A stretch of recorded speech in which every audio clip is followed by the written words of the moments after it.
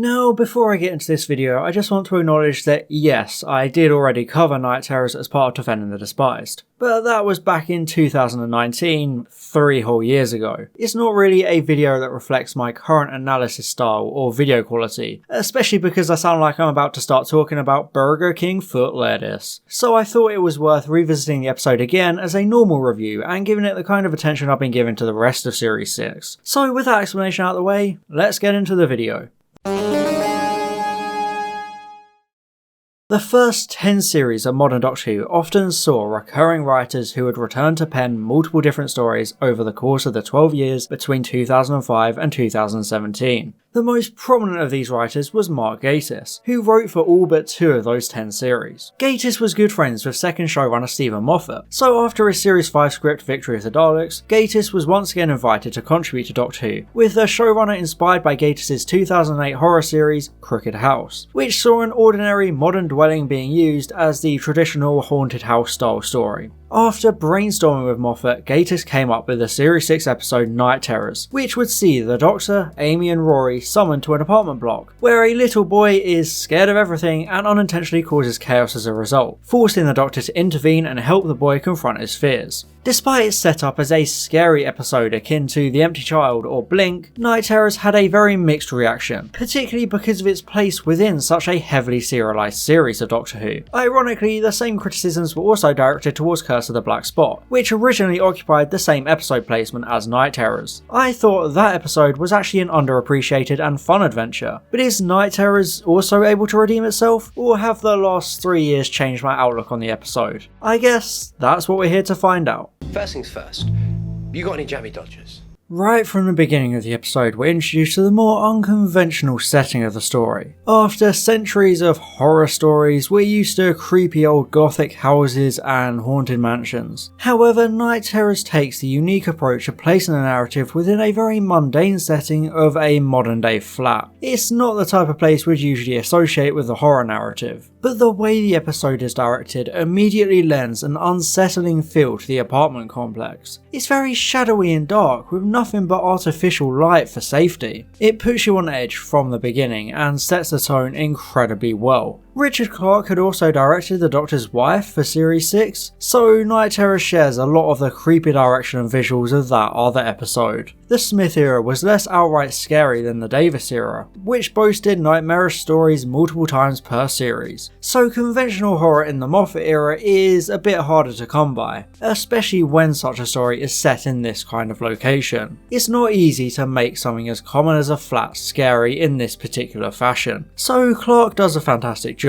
The dollhouse looks especially atmospheric and cinematic. It's bathed in darkness, leaning into the more traditional horror tropes of large old-fashioned rooms, so I think the two settings work together well, combining to perfect that tone of fear coming from all sorts of places.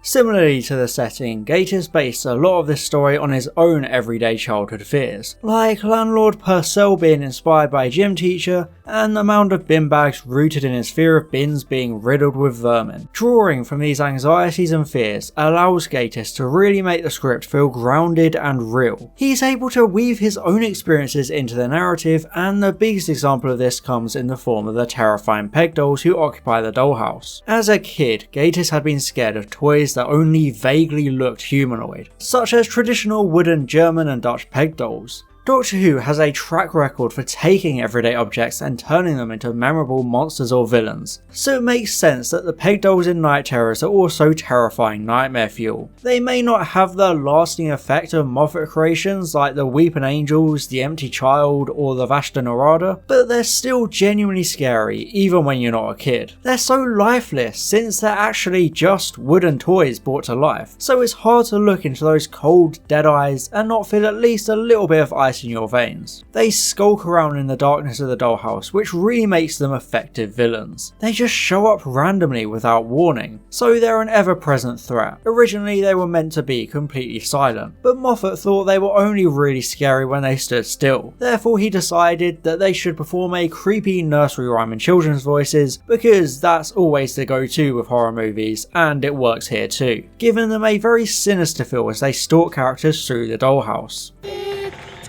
And all too soon, you They're a relentless villain, never slowing down or resting. They're constantly coming for the characters to convert them into other peg dolls in a truly horrifying transformation. The peg dolls are by far the most memorable part of this episode, and for good reason, because they're haunting in every way and probably caused a lot of nightmares. Speaking of nightmares, Night Terrors focuses on the fears of the young child George, who is scared of everything, in turn causing him to physically relocate objects and beings into a pocket dimension inside his wardrobe, since he's actually part of the alien race known as the Stenza. Wait, no, that's not right. The Tenza. It's an interesting setup for a story, but I've always found it a bit weird that these Tenza children just show up and place themselves within a family without consent. This is revealed in a big twist as Alex remembers Claire can't have children, exposing the truth that George is an empathic alien who entered their lives and became their child. I will admit it's a great moment to connect the dots, the Doctor working it all out, but it's just quite ethically dubious, especially with how easily George misconstrues things he hears and sees and jumps to conclusions. The entire episode happens because George thinks his parents are going to send him away. So it could have easily been the case that they had one conversation about maybe wanting a kid one day, and George suddenly decided that that was his cue to show up and force his way into their lives. I just find that a bit questionable, especially when you consider how much time, effort and money goes into raising a child. He just kind of locks them into that life despite them clearly having employment and monetary issues, so he better pay his rent when he's old enough. George presents some interesting concepts within the episode. I think parallels to autism could be made, since George struggles to express himself and requires certain repetition-based routines before he can go to bed. There's also his excessive fear and his negative reaction to minor changes, along with a few other characteristics. He never cries. Bottles it all up, I suppose. Tell him off, he just looks at you. It's therefore possible to view this story through the lens of a couple attempting to raise an autistic son and struggling to understand what he needs and how he sees the world. It's not easy, you know, admitting your kid's got a problem. The episode focuses specifically on the bond between George and his father Alex. It's a very common trope to make the father a deadbeat or not present in their child's life, instead putting a spotlight on the mother, which is something Doctor Who has often been guilty of itself. However, Night Terrors actually provides some very positive dad representation, whilst also not demonising Claire, since she simply works the night shift so isn't part of this story. Alex is very caring and protective of George, wanting the best for his son, but he feels useless and out of ideas because nothing seems to lessen his son's fears. Even Alex himself is scared of Purcell the landlord, demanding a whopping 350 quid rent for a 2-bedroom flat, which is probably the most unrealistic part of the story. Purcell is a good way to show how fear isn't just limited to children. Adults have fears too, because everyone has had that bully-like figure they've been scared of at some point in their lives. It could be an older sibling, a teacher, a boss, or a landlord like here. We all have fears, and Alex represents this, trying to be strong for George despite having to deal with his own monsters. The family bond between George and Alex, combined with George's powers, is very reminiscent of another, much more derided Doctor Who episode, Fear Her. That was a story set in an unassuming urban setting all about a lonely young girl who absorbed an alien, giving her the ability to trap living beings within drawings. That alone is very similar to Night Terrors, with George doing the same but with his fears. However, what really clinches it is the resolution. One of the main aspects of the narrative of Fear Her is how Trish didn't allow Chloe to talk about her fears of her abusive father, in turn making her lonely and withdrawn, unable to process her thoughts and feelings, and pretty much causing the entire story to happen. Night Terrors is almost identical to this, with the main conflict arising from a lack of communication between Alex and George. Indeed, the crisis is averted when Alex reassures and embraces his son, proving that he wasn't planning on sending him away. It's a bit of a disappointing way to end the story, pressing a big, heartwarming reset button based on the power of love without anyone remaining dead. It doesn't feel like the satisfying culmination of an epic journey. I mean, it's better than Fear Her, but then again, most things are.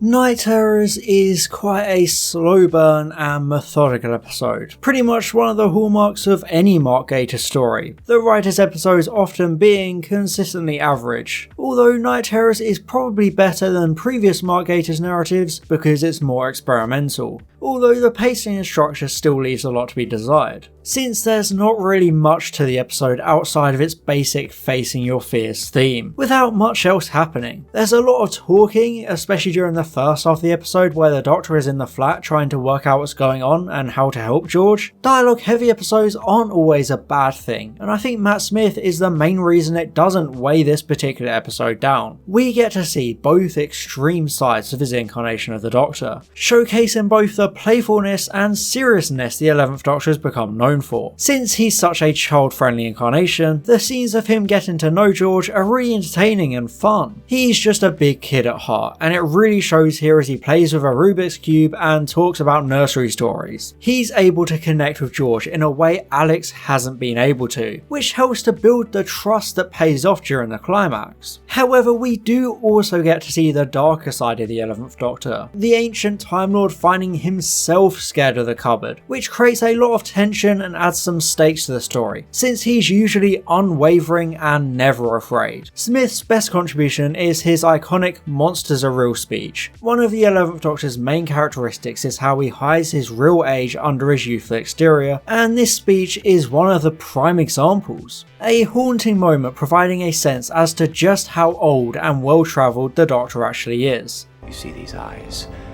They're old eyes.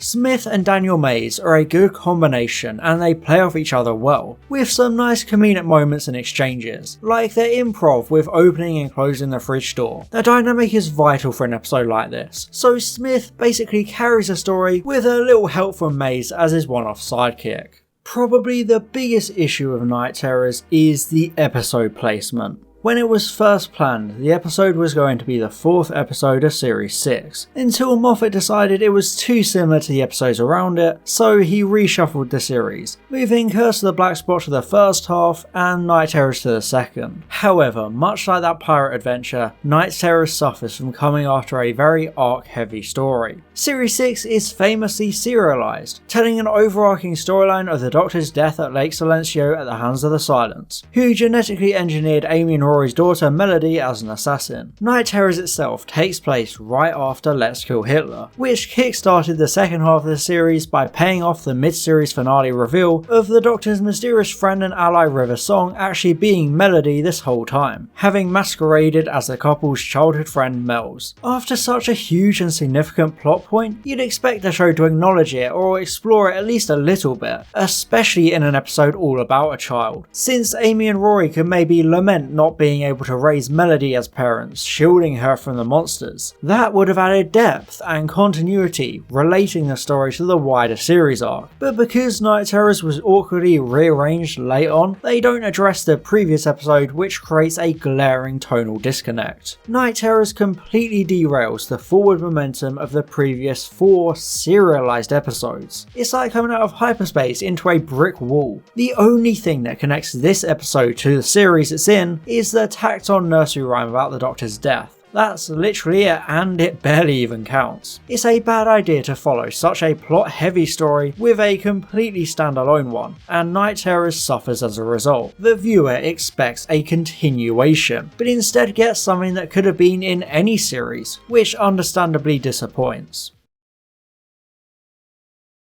In addition to its awkward placement within the series, Gatiss initially wrote the story expecting it to be double banked with another. This is when 2 episodes are filmed at the same time, a practice Doctor Who adopted due to the addition of an annual Christmas special to the filming schedule. This led to episodes like Love and Monsters, Blink, Midnight and Turn Left, where the Doctor and or the companion is missing from the story, allowing for something a bit more experimental and unique. exploring different dynamics as the main characters are split off and have to tackle situations in different ways than we're used to. This style of story is what Gatiss was under the impression his script would be, so he wrote Night Terrors as a companion light episode, not featuring a whole lot of Amy and Rory, since Karen Gillan and Arthur Darvill would presumably be filming a different episode featuring less of the Doctor. They'd be trapped in the dollhouse throughout, and the story would only occasionally cut back to them, like the Doctor calling Amy in the TARDIS for updates over the course of the Lodger. However, due to the split series format of Series 6, the production team didn't need to double bank episodes to accommodate for the Christmas special, so the companion light structure was unnecessary and Night Terrors became the episode we know today. Despite this change happening at the scripting stage, I feel like the remnants of this original intent still remain, lessening the companion's role within the narrative. Amy and Rory don't get a whole lot to do. They don't have much of an impact on the story as a whole. They're good for physically showing the effects of George's powers, finding themselves the victims of his ability to put everything in the dollhouse, but they never really do anything that matters or has a lasting effect. You could easily remove them entirely and the story would pretty much be the same. The couple basically end up just kind of wandering around the dollhouse the whole episode to pad the runtime, while the storyline focuses more on the Doctor and his side of the narrative, which makes everything feel quite unbalanced and uneven.